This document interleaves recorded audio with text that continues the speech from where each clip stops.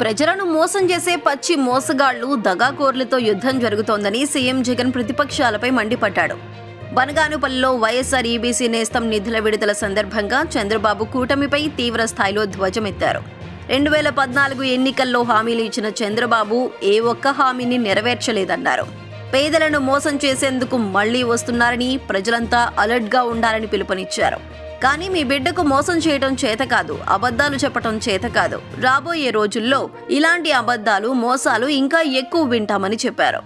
చంద్రబాబు, పవన్ కళ్యాణ్ పేర్లు చెబితే ఓ వంచకుడు గుర్తుకొస్తారని సీఎం జగన్ వ్యాఖ్యలు చేశారు. అదేవిధంగా పొదుపు సంఘాల మహిళలకు చంద్రబాబు చేసిన దగా గుర్తొస్తుందని అన్నారు.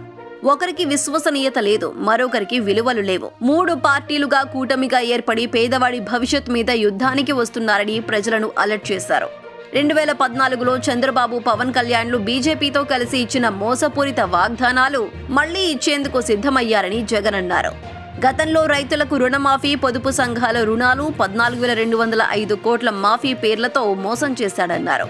ఇదే కాకుండా విజయవాడలో ఏకంగా కాల్ మనీ సెక్స్ రాకెట్ నడిపించారని విరుచుకుపడ్డాడు.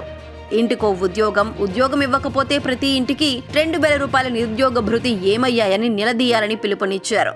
దీంతో పాటు అక్క చెల్లెమ్మలకు ఇచ్చిన 9 హామీలను గుర్తు చేశారు.